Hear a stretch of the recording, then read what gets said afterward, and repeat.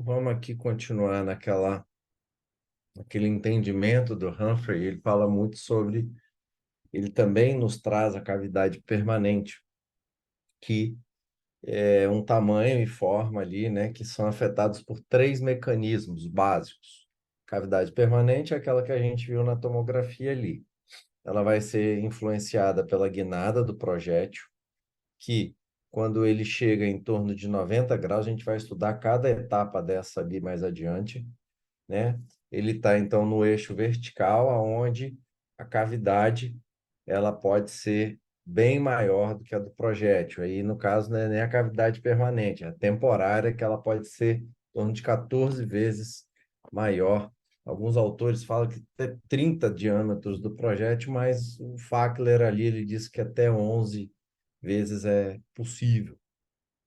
Ela também pode ser baseada pela deformação do projétil, né, onde o crescimento e achatamento da ponta ele vai aumentar a cavidade permanente, e a fragmentação do projétil, que pode uma pequena estrutura, projétil virar outros tantos projéteis.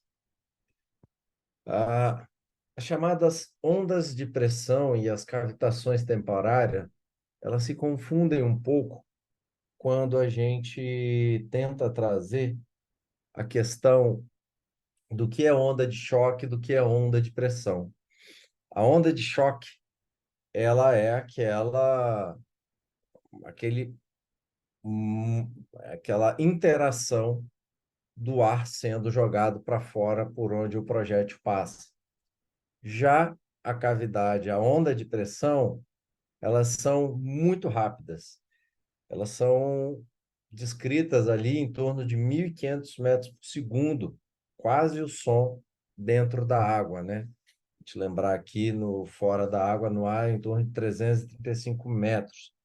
E ela é formada ali do ponto de impacto, mas ela é tão delicada, tão débil, que há um tempo atrás eu vi um autor que ele falou, ele conseguiu filmar essa onda de choque, de pressão que vinha à frente da onda de pressão que depois gera a cavidade temporária.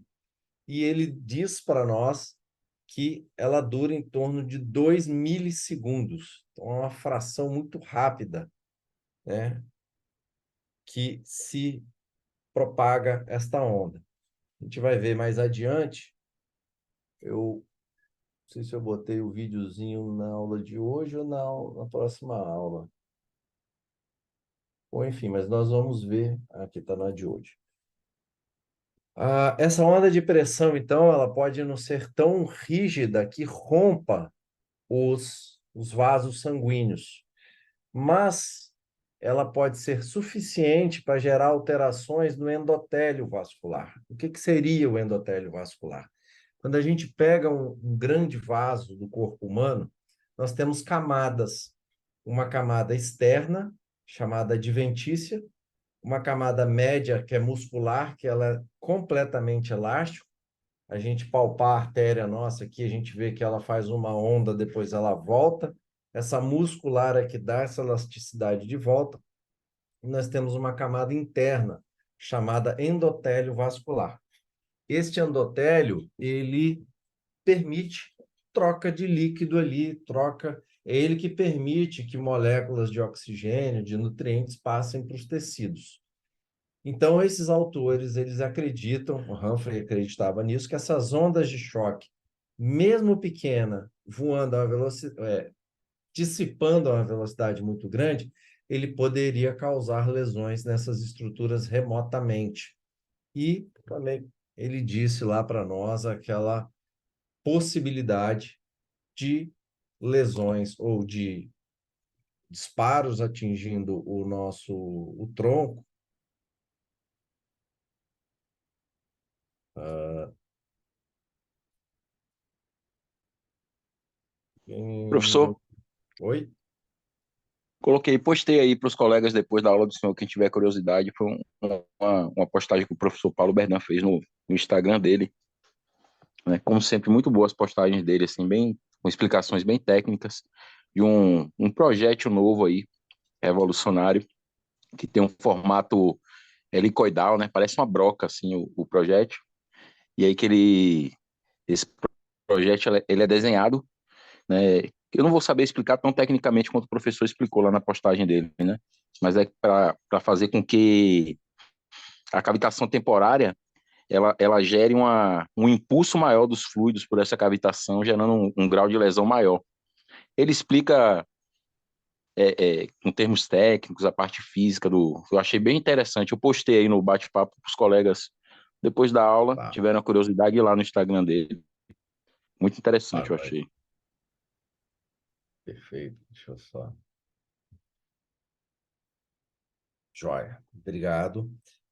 As ondas de pressão, então, elas são muito rápidas, muito curtas, e são milissegundos que elas duram, e ela vai à frente, antes do projétil, ao atingir o alvo, né? Tem uma interação do projétil com o tecido, e isso vai determinar, né, dependendo ali da, da, do tecido, ele vai ter essa interação. A cavidade temporária a gente está estudando, porque só vou pedir desculpa a vocês que ele pulou aqui do lugar que era, mas já já eu volto nele. Então, essa onda de pressão a gente vai ver num videozinho mais adiante, aonde ela se localiza. E ele então traz a cavidade temporária como ondas de pressão, não ondas de choque. Eu falei ondas de pressão. Então, são semelhantes as duas. As ondas de choque e de pressão são bem semelhantes. Mas o resultado final são bem distintos, aonde a cavidade temporária com as ondas de pressão gerando danos muito mais visíveis, muito mais palpáveis do que as ondas de choque. Vai variar, né, a cavidade temporária ela vai variar no lugar que ela está, dependendo da interação que se houve, e tecidos menos elásticos, como cérebro, fígado, rim, próprio pâncreas, eles são mais sensíveis a essas ondas, porque, como eu mostrei lá para vocês, naquela calota craniana, imagina um projétil passando, deslocando os tecidos, mas você tem uma barreira óssea segurando esse tecido que está tentando sair da reta do projétil. Então, isso gera, inclusive, fraturas longe do ponto de entrada. Também vamos ver isso na próxima aula mais detalhadamente.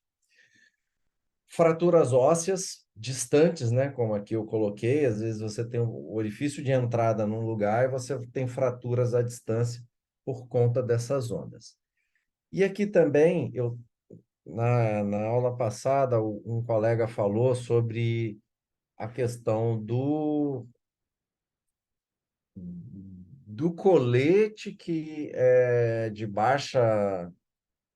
para baixo, para projeto de baixa velocidade, se atingido por um projeto de alta velocidade, seria tido como pior, né? Que nos grupos de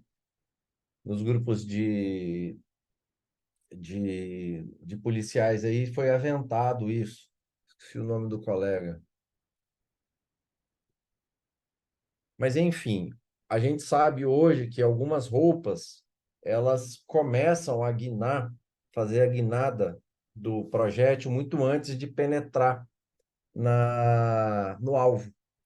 Então, isto pode ser, e aí nós temos até artigos científicos que mostram isso, como que um uniforme bem desenhado, um uniforme militar bem desenhado, ele pode fazer com que o projétil não entre em instabilidade antes de passar pelo soldado, e isso gera uma cavidade temporária posterior a ele. Então, esse artigo é bem interessante também, eu vou trazer para vocês na próxima aula.